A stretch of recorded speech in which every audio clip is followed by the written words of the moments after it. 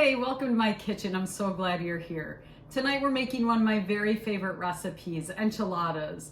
This recipe is perfect if you're having people over or going to a party because anyone can eat it and everyone will enjoy it. These are gluten-free, they're plant-based, and I'm even going to show you how to make them oil-free tonight. Welcome to Kat's Vegan Kitchen. Remember, if you find value in this video, hit that subscribe button so you never miss a video.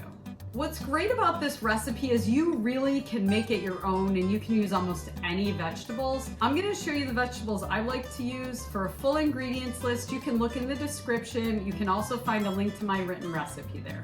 If you watch my videos, you know I start a lot of videos by sauteing an onion and garlic and olive oil. A lot of people are on oil-free diet, so I'm going to show you how you can skip the olive oil or avocado oil.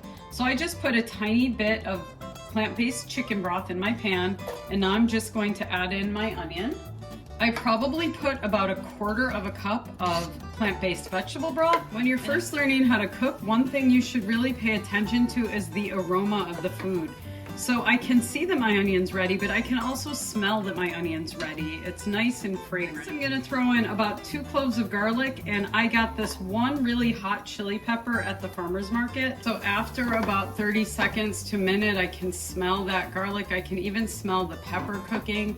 So I'm going to add in my vegetable. You can use anything you like.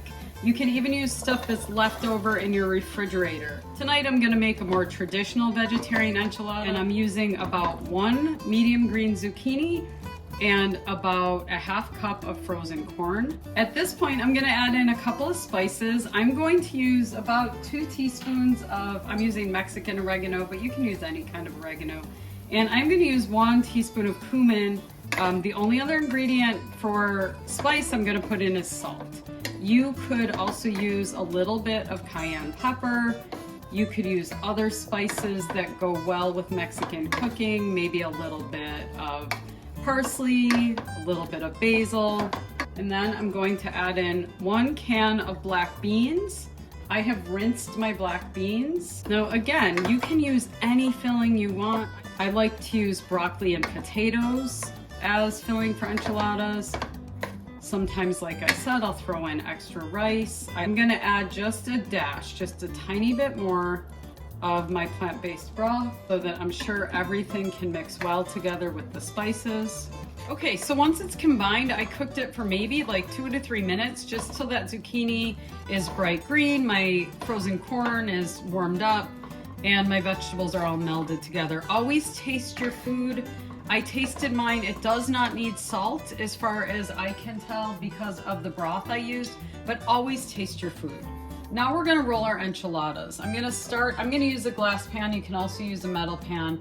I do spray my enchilada pan with a little bit of avocado spray just so the corn tortillas don't stick. Now I'm gonna use my green chili enchilada sauce. This is Hatch brand. It is my favorite brand. If you've watched my videos, you know I love Hatch. This is vegan and gluten-free, so if you buy commercial enchilada sauce, make sure, if you're trying to go use a vegan gluten-free recipe, make sure you use a vegan gluten-free brand. I'm gonna put a tiny little bit in the bottom, and I'm gonna spread it out. Now, if you want to make your own enchilada sauce, if you watch my green tomatillo recipe, that actually would work as an enchilada sauce. It would be a little bit tangy. I like this enchilada sauce a little bit better for this kind of recipe. Okay, for this recipe, I'm gonna use corn tortillas because it is a gluten-free recipe. So you wanna make sure your corn tortillas aren't the kind that split.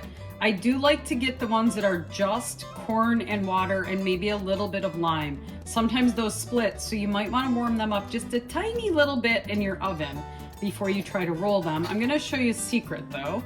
So I'm gonna put, don't overfill your enchiladas, okay?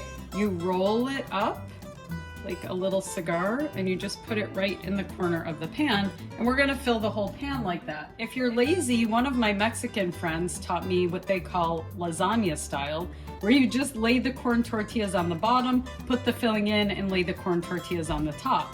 I think this way makes it look a little bit prettier, so I'm going to make them traditional style, rolled up. I'm gonna gently roll them. Some of them will break a little bit. It's okay. It's all right. And we're just gonna roll our enchiladas till our pan is full.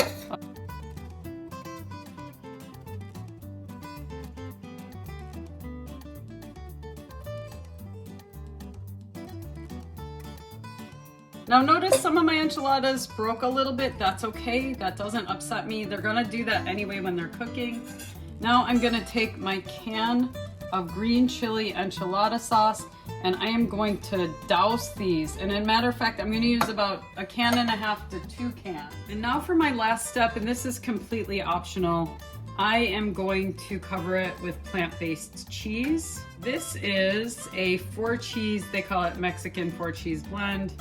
There's a couple different brands of cheese I really like. I really like Chow cheese. I also like Follow Your Heart, which was one of the original vegan cheeses. I'm gonna cover my enchiladas with tinfoil, make sure they're really nicely, tightly covered. And I am going to pop them in my 375-degree oven. I am gonna pull them out when they're bubbly and really cooked through. It's going to be about 35 to 40 minutes till they're ready. Okay, I pulled my enchiladas out of my 375-degree oven. They cooked for about 35 minutes. And be careful when you pull the tinfoil off.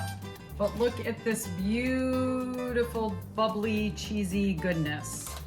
Who would not want to dig into those? Okay, before you cut into these or serve these, you want to make sure that you let them sit for a good 5 to 10 minutes until everything just kind of settles. Otherwise, they'll get pretty messy. But my enchiladas have cooled and they are all ready to be served up. I love to serve my enchiladas with a side of Spanish rice. Stay tuned and I'll show you how to make that in a future video. And I also love to serve them with a side salad. Thanks for watching. Remember, if you find value in this video, subscribe to my channel so you never miss a recipe. The full recipe and ingredients list are linked in the description. See you next time on Kat's Vegan Kitchen.